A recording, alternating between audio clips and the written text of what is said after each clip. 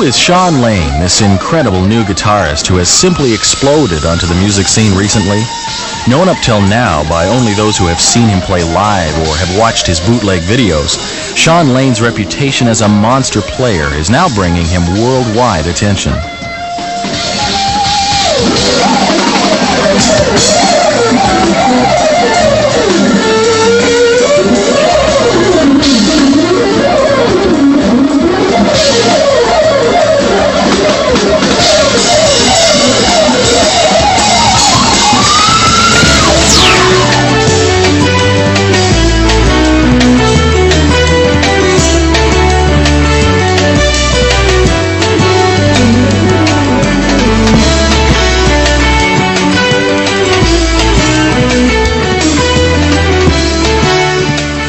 REH and CPP are very proud to present for the first time Shawn Lane in this two-part instructional and performance video series.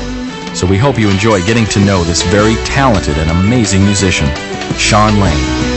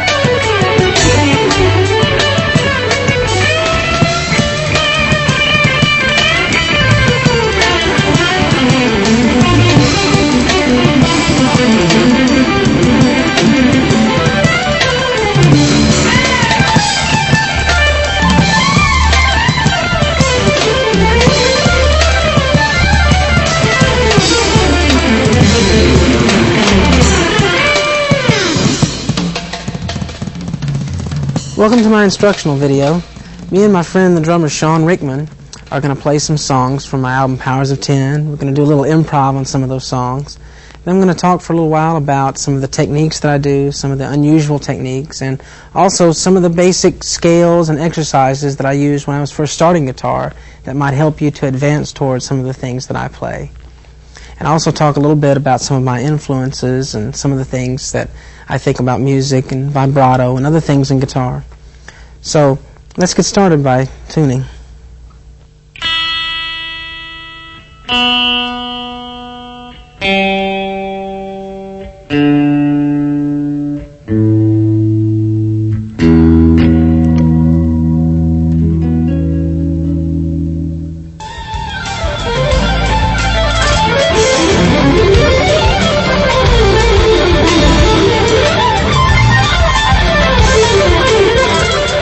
Well, I've been asked a lot over the years how I developed a lot of the techniques that I use, especially people are interested in a lot of the fast techniques, and they're always asking me about exercises and the different kinds of things that I've done to learn and to play and execute the fast things that I play. And the answer is it's not a very simple thing. People expect an answer real quick, and it takes a long time. So hopefully I can explain some things in this section that'll give you an insight into that.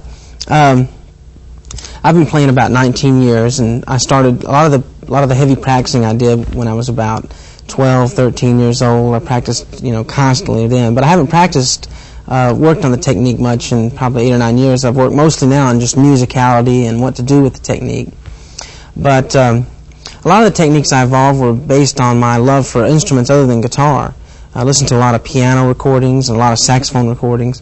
I'm especially a big fan of a lot of great classical piano recordings and stuff. So the sound I heard in my head and the sound that influenced me was not necessarily very guitar-oriented sound. So I developed a series of techniques that kind of give a different sound to the guitar. Yeah, one good thing to do that I used to do was to learn pieces for other instruments on guitar.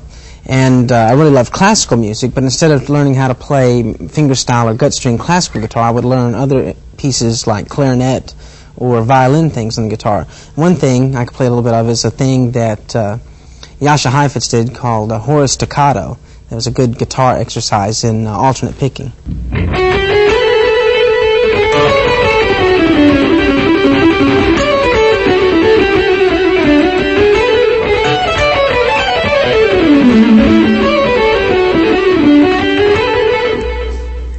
Okay, that's a good example of a piece that's a classical piece for violin, played on guitar. It's kind of a lot of fun. And I encourage you to learn a lot of other pieces. Just look up any pieces, especially for violin or clarinet or flute. Those instruments transcribe well to guitar in the classical realm. There's a lot of single note type playing that you can do that if you want to get into classical music but not gut string classical guitar, that I would encourage you to learn a lot of the single line violin concerto type pieces and things like that. This is a lick that I developed that's kind of a variation on a fairly commonly played lick that's most of the time when it's played it's picked. All the notes are picked. And I developed a way to play it that it's still picking but it gives it a more legato sound. Let me play it for you.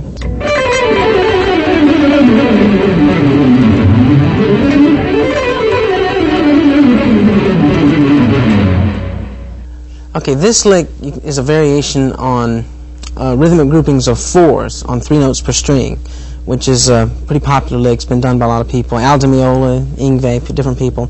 And normally it's just played with groups of fours. 1, 2, 3, 4, 1, 2, 3, 4, 1, 2, 3, 4, 1, 2, 3, 4. And people pick every note on it, and it's a certain sound that way. It's a staccato type of sound. But this way you can do it, and it gets a more legato sound, and you can use that kind of floating of the pick technique. Also, the important thing to keep in mind, the way I do the picking on licks like this is by tilting the pick. If you tilt the pick slightly in a sideways angle, for me it's comfortable to tilt it up like this. For other people it might be comfortable to tilt it down. I've seen people do it both ways. But that's one thing to remember. That gets the smooth kind of sound. But the way I do this lick is you pick 2 notes and then 2 notes not picked, 2 notes not picked, and then 1 note.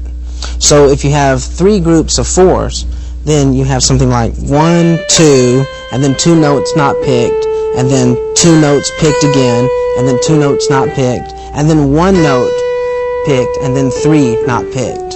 So that would be 12, and you're picking 2 like that. So slow that is.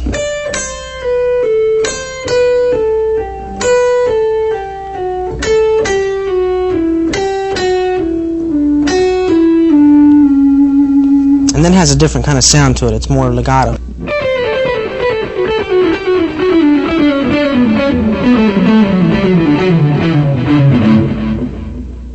Okay, so that lick gives you a different sound that's not a staccato sound. Most of the time when that lick is played, it's staccato. And also when you play it this way, it's not really very identifiable as 4s. Instead of sounding like you really don't know what you're hearing because the accents are kind of thrown off and it sounds more like it's more like a violin type of sound or something. Also, there's a way you can do that up where you're repeating the same thing on groups of 2 strings and then you're going to the next group of 2 strings up and then on up, so you can go up with it too.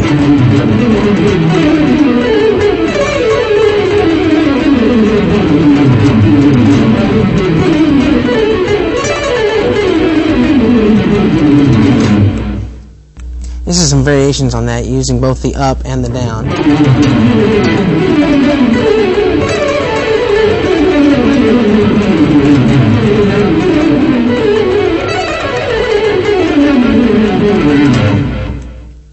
One thing that's helped me a lot in passages like that is practicing in one position symmetrically across the neck. It doesn't make sense as any scale or anything, but it's just so you could go. That's kind of a medium speed. Fast would be. And that way you can concentrate on getting the coordination down between the two hands, and you don't have to worry about a lot of different shifting for scales and stuff. And you'll find that once you have the basic coordination down, just in a symmetrical shape, then it'll be a lot easier to move it into whatever scale you want, if you want to do it in a major scale or a minor scale. But the first key is getting the coordination down. And then you can even practice things like chromatically moving up the neck doing the same coordination, which is more difficult.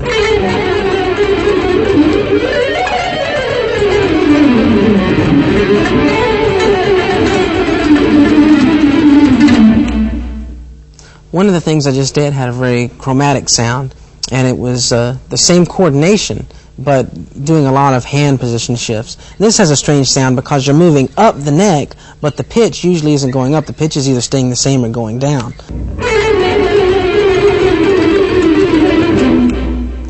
So it's like...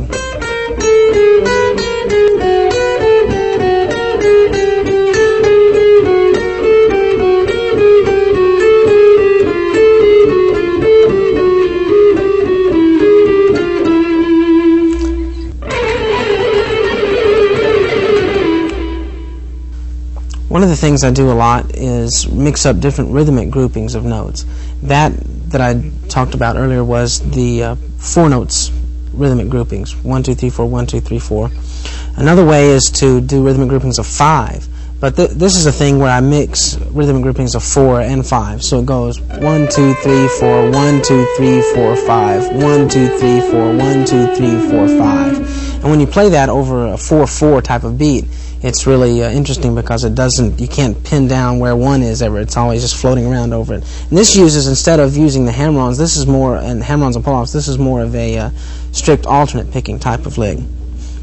Again, I start on the upstroke. Some people tend to start on the downstrokes, but in my particular mode of picking, I start on the upstroke, and that makes all the difference. On downstroke, I can't even do it. If I start on a downstroke, it's kind of a disaster, but I start on an upstroke.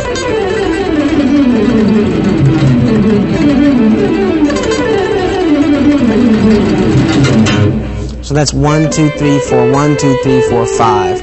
I'll do that slow.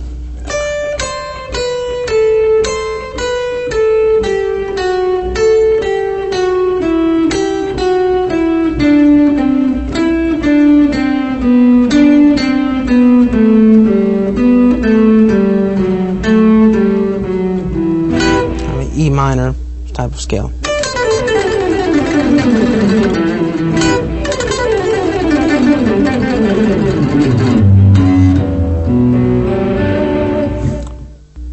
One, two, three, four.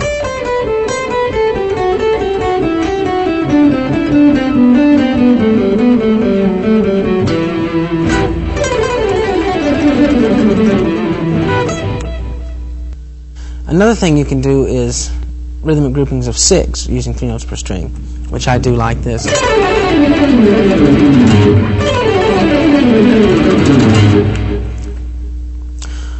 Those slow, again, are strict alternate picking, starting with an upstroke.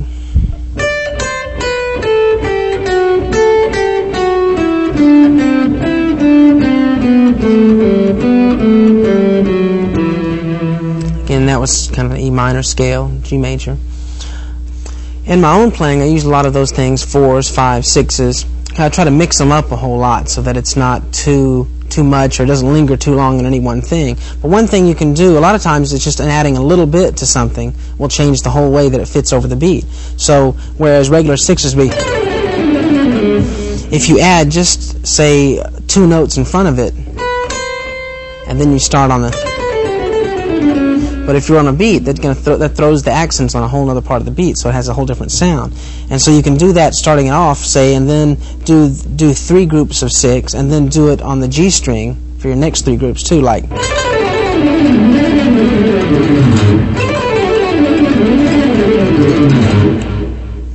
1, 2, 3, 4.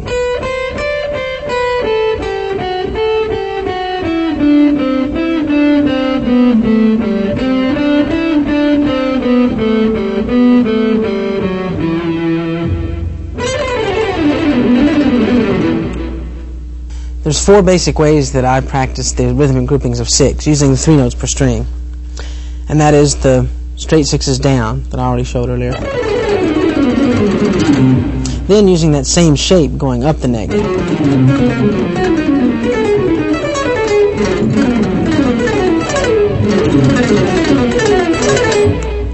Okay, and then you can have the ascending 6s.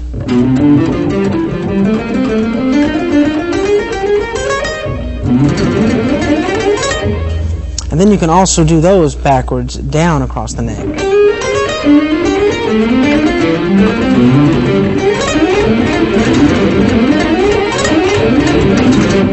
And so if you can do them all 4 together, it's kind of a good workout exercise.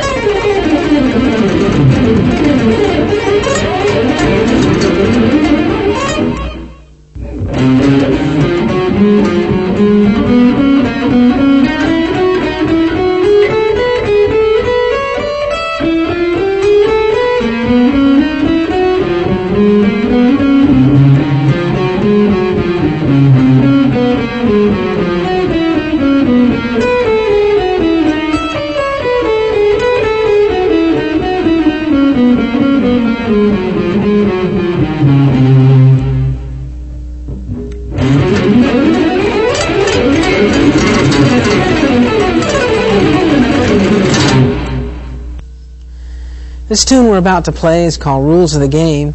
It's from my Powers of 10 album. It was the first song I recorded on the album, which took me a long time to get to the actual recording of the album, getting my studio and everything set up. And so it was the first song I recorded, and I had a lot of really happiness expressed in the song for finally getting to do my album and everything. Also, I wanted to make it real symphonic and have a lot of different counterpoint and a lot of the instruments, influenced by a lot of symphonic classical music. And the title is inspired by one of my favorite films by Jean Renoir called The Rules of the Game.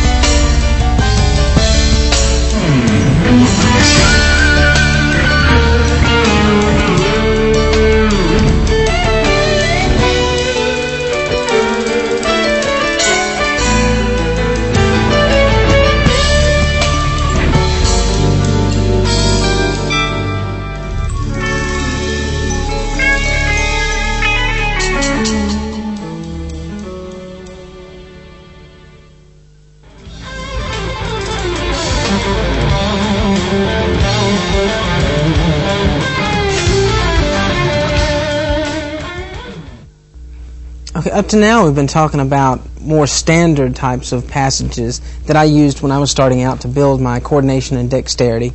But now I want to get into some of the different kinds of unusual passages and licks that I do now that are a different sort of sound than that. One of them is the use of hammer-ons. And a lot of times people link hammer-ons and pull-offs together. They're almost always linked.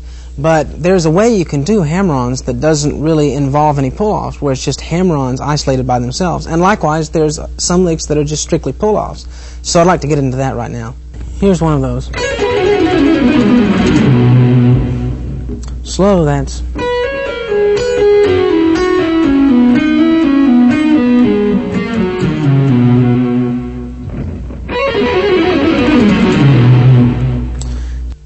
To play things like I just showed, which was hammer-ons, but mostly one note per string, crossing strings on each hammer-on. In order to get to that level, you first need to do exercises which will get you used to doing hammer-ons without pull-offs, doing more than one note per string. So a good exercise for that is this.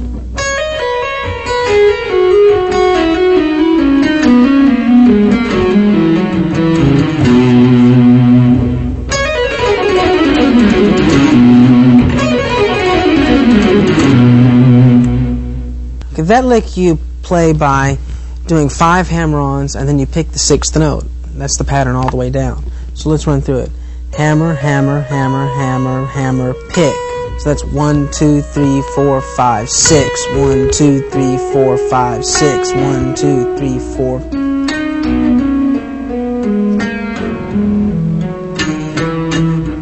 And on like that.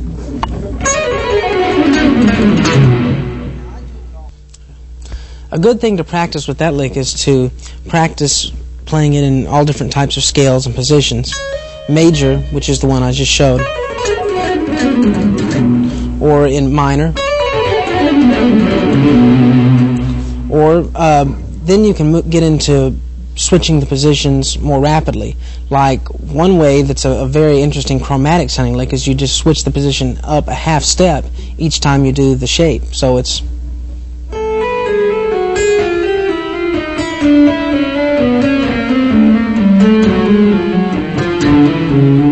And that's one of those licks that's very hard to do. And it's a strange lick too, because it's one of those things that sounds one way slow, but it sounds totally different fast. Slow, it doesn't sound like much, really.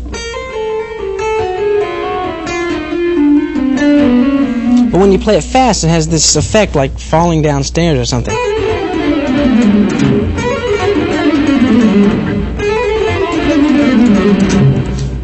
Also, you can get into a lot of very wide intervals using that technique, and it gets harder and harder the wider you go with the interval. One would be a diminished type of interval.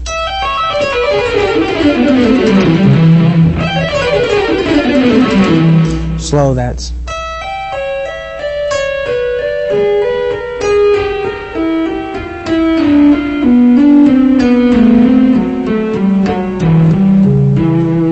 Or you can get even wider to like an augmented style interval.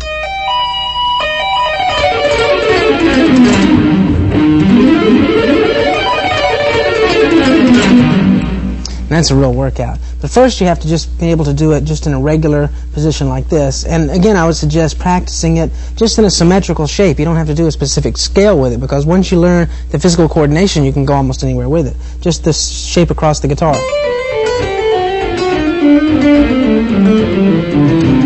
And once you get that as a coordination, then you can go. Or even skip strings, or do, it can lead into any number of avenues. Another thing you can do is work on your pull-offs without a lot of hammer-ons being involved. One of the best exercises for that is this one, which is also a very good exercise for finger independence, because you're not utilizing a lot of the rolling motions forward or backwards. It really requires that each finger operate independently, and that's this scale right here.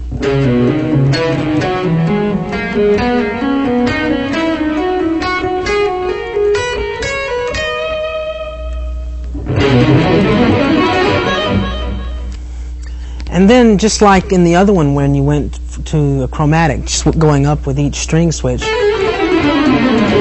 The version of that in this would be doing it like this.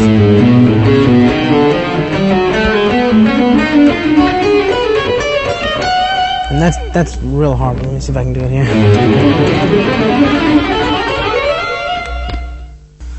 Okay, that was the ascending version of the pull-off exercise. Now there's a descending version of that too, where you're picking one out of every 6 notes. It goes something like this: 1, 2, 3, 4, 5, 6. 1, 2, 3, 4, 5, 6. 1, 2, 3, 4, 5, 6. Okay.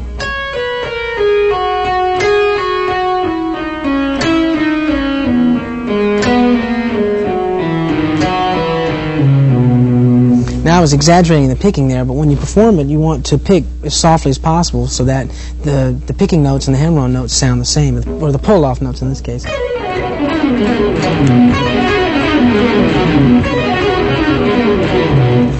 Okay, but also you can do something kind of neat with this, since it's downstrokes. A lot of the things I'm doing are upstrokes, but this is all downstrokes. You can grip the pick tighter, and every time you hit the downstroke, accent it a lot and put a harmonic in there, and it makes kind of for an interesting sound. And you add another little trill in there if you go.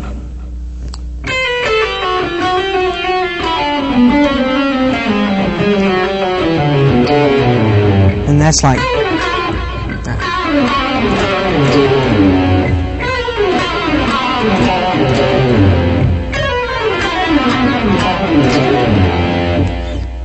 Okay, and this is the ascending version of the hammer-on type of pattern.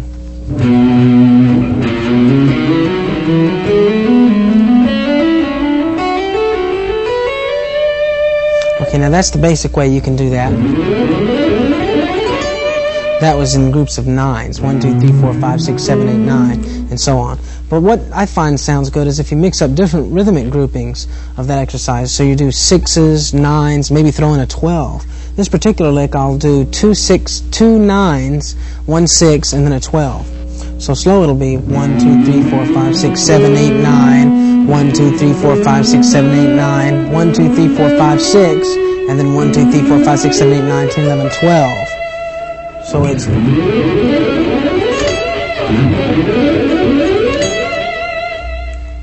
After you've covered those basic 4 hammer-on and pull-off exercises, you can start to get into the 1 note per string hammer-on type of territory. And a good way to start practicing that is just to do a triad of some sort. Just pick whatever one you want. And I usually do an upstroke on these kinds of things. But you start picking with an upstroke and then hammer on 2 other notes on 2 different strings. And once you get comfortable with that, you can try moving it to different sets of triads. So on this particular thing, I'll go.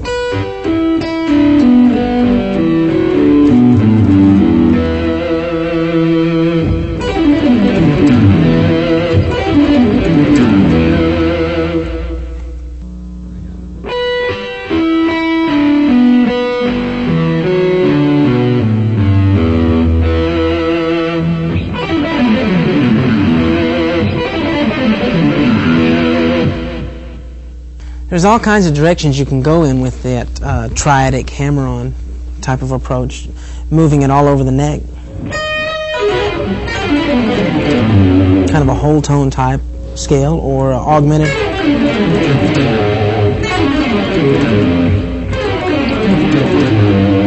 Slow, that is.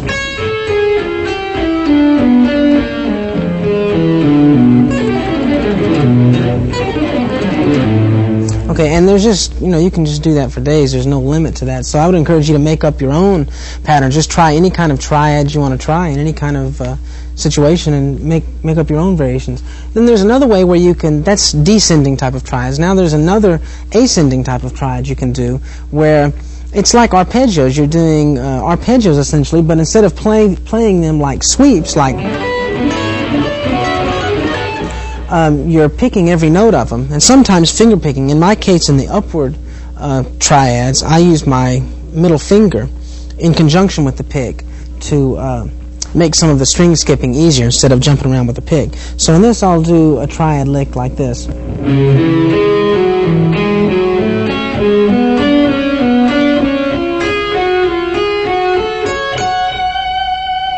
Kind of a F sharp minor arpeggio.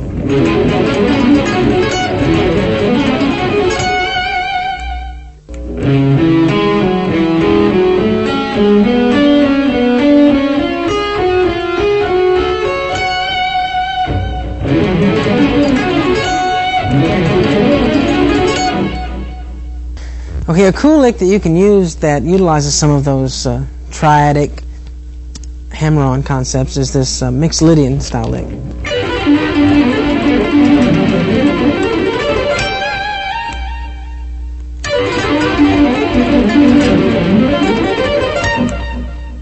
Okay, that lick slow is.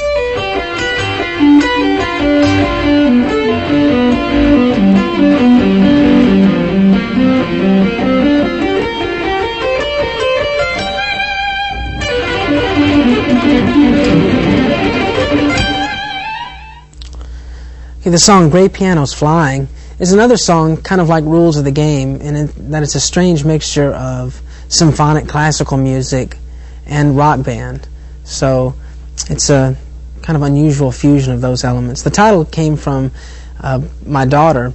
A lot of times I have trouble naming instrumental pieces because they don't really represent anything specific to me. It's just pure music. And so sometimes I'll ask people what they think it should be called. And I asked my 10-year-old daughter what she thought it should be called, and to her it meant Gray Pianos Flying, so that's why I called it that.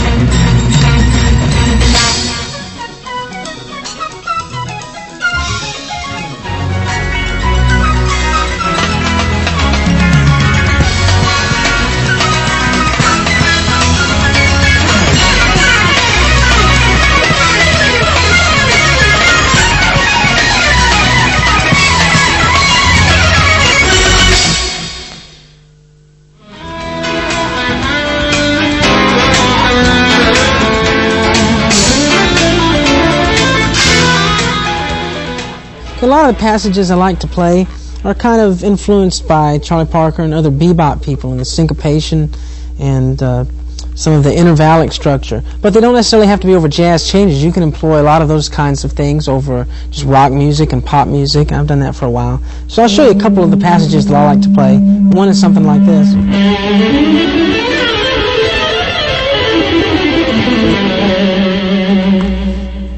Okay, I'm going to break it down and do it slow. It's kind of an A dominant kind of thing.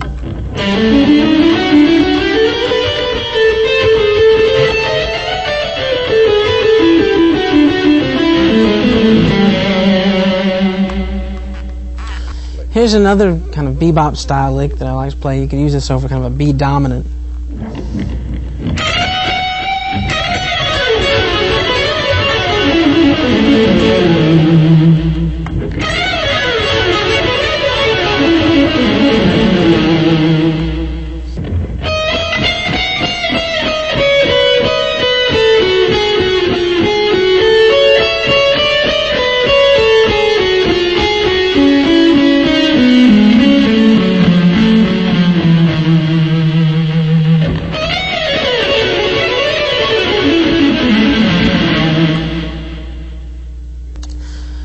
One thing that I'm asked about a lot is some of the wide intervallic, diminished, and other type of string skipping playing that I do, usually based somewhat around a diminished tonality. I'll do it first in just the basic diminished key, say a B.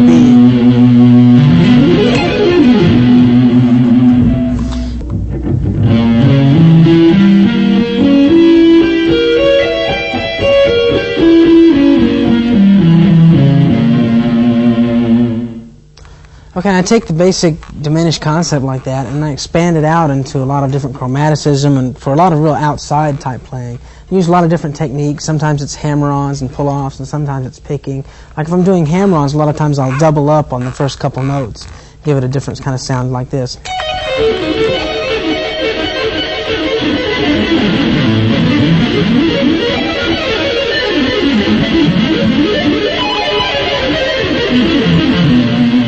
Okay, slow, that's kind of like this.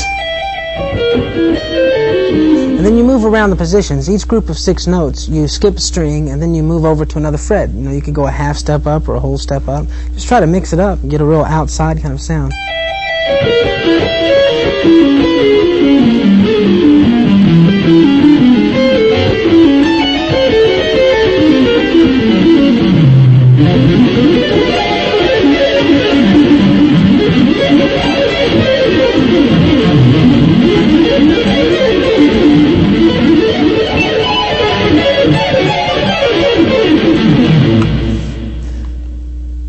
Okay, and the thing to remember about that for the stretching is your thumb has to go way around the back of the neck, because if your thumb is over here, you'll never be able to do those kind of reaches. You have to really bring your thumb way around at the other side of the neck. And then a lot of the key is this first thing. You can't really just bar it and let it sit like a bar and then move it around. You have to work it along with the other fingers and actually pick it up from the G string when you're going over to the E string, and then when you're on the D string, you pick it up and go over to the B string. You can't just bar it. You have to actually...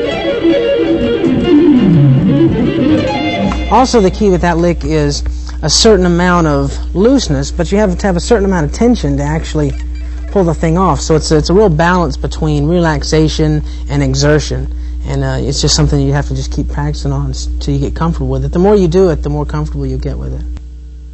And you can also do that lick picking every note.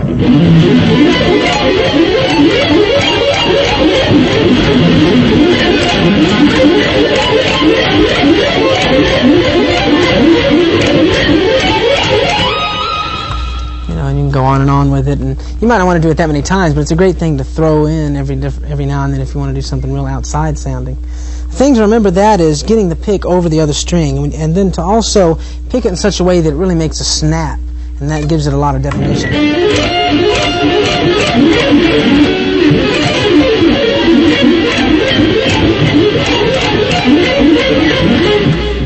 And another thing that mixes it up and makes it sound kind of unusual is if you do different groups of notes. Like this will be 6s, and then it does a group of 9. So say you're going 1, 2, 3, 4, 5, 6, 1, 2, 3, 4, 5, 6. Then you can go 1, 2, 3, 4, 5, 6, 7, 8, 9. 6, 6, 9.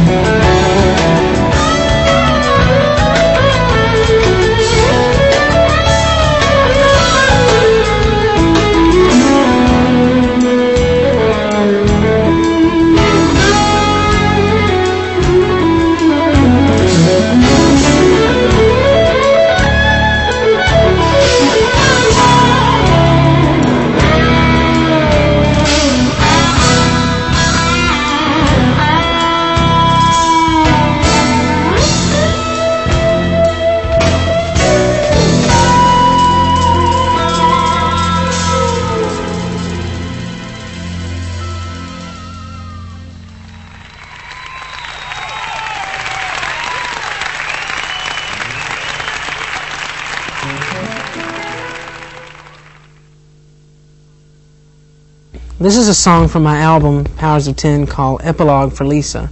It's one of my favorite songs, and it's also one of my favorite styles of playing the guitar, playing real slow and expressively. And then after I finish, I'm going to talk about some of the ways I played in that, and I think you could learn from that.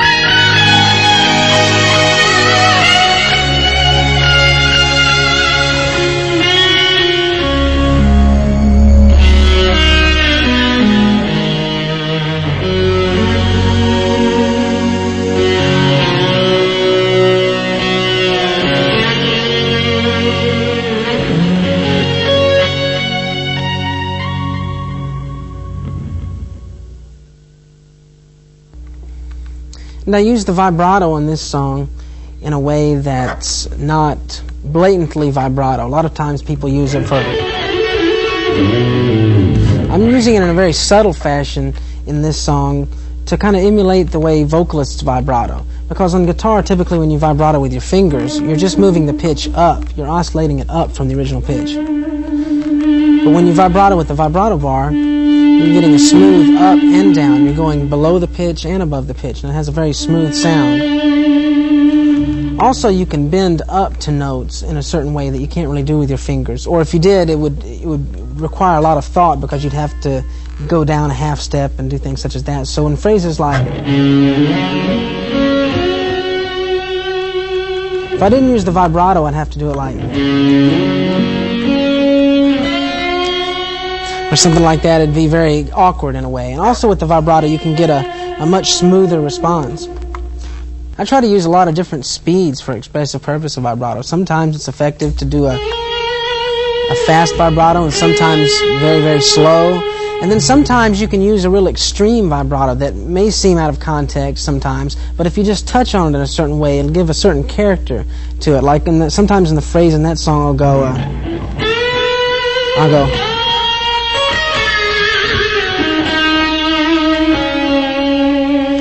and you just kind of touch on it for a minute, like...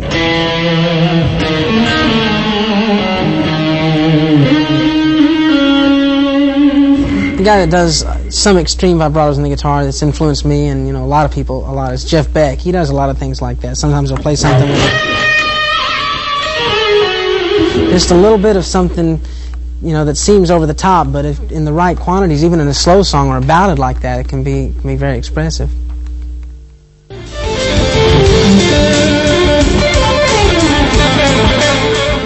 Coming up next, in a brief interview, we ask Shawn to explain his guitar and stage setup and talk about his musical influences.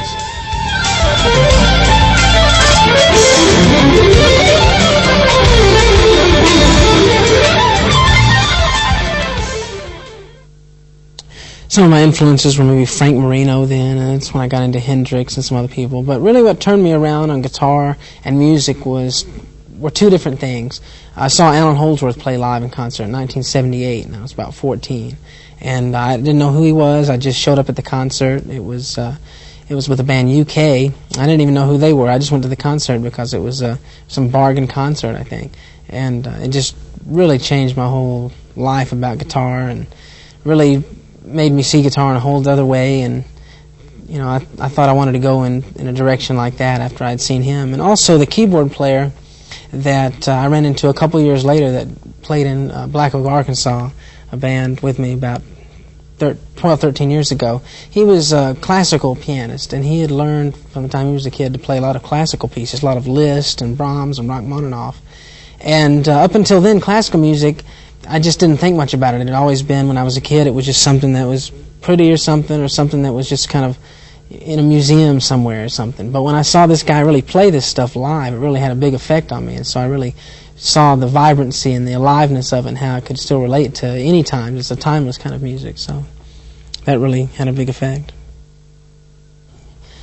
Copied some records, but I'm just a tremendous music fan. If I never even played an instrument, I'd still have all the records I have. And I'm really, first and foremost, I consider myself a music fan more than really even a player. I have about 6,000 albums of all styles of music, classical, jazz, everything. And I just love so many of the great people, and that inspires me so much that my own music is almost secondary to that in a way, Yeah, this is a guitar that Ibanez built for me, and it has some of the neck is modeled after the guitar that I played the longest, which was a Roland guitar. It was the guitar that came with the original synthesizer, the GR300. I got it in about 79, and I played that guitar for about 13 years or something. And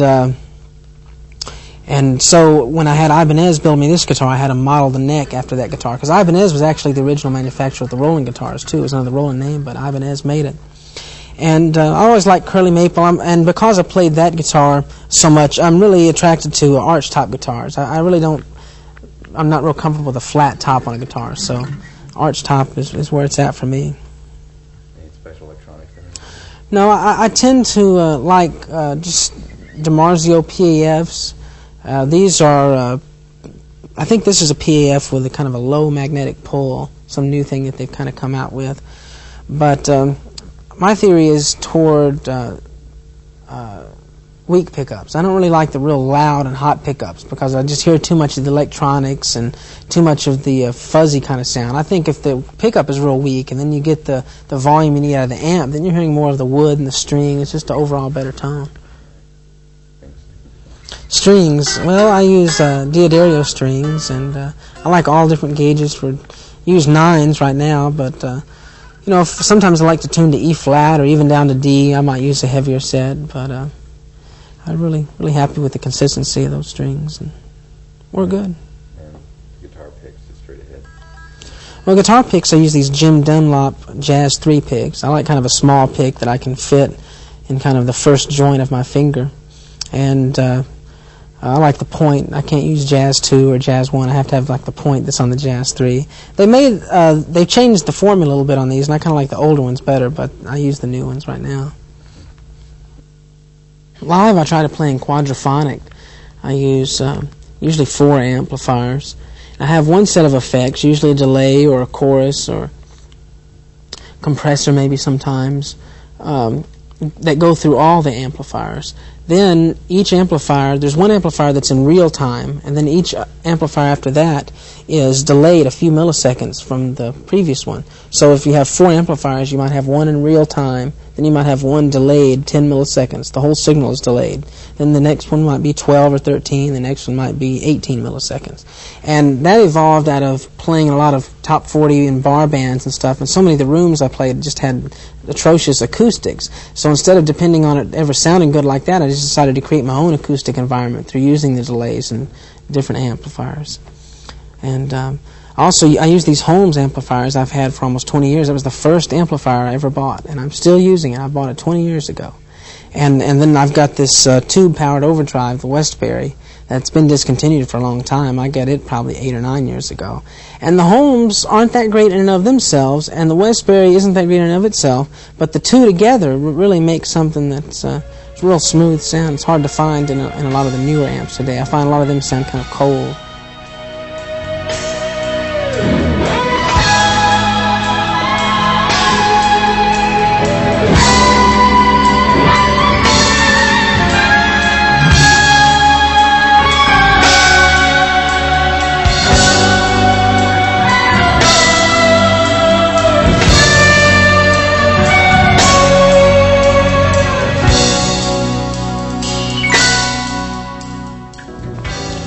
Well, that's about all the time we have. I really like to thank my good friend Shawn Rickman for coming and playing such great drums with me on this thing today. And also, I'd like to urge you to go out and get my album Powers of 10 on Warner Brothers if you haven't, because I think you'd probably enjoy that a lot. And I'd like to thank my friends at Ibanez, Mace Bailey and Chris Kelly, for really making this beautiful guitar for me. So, thanks a lot again. See you.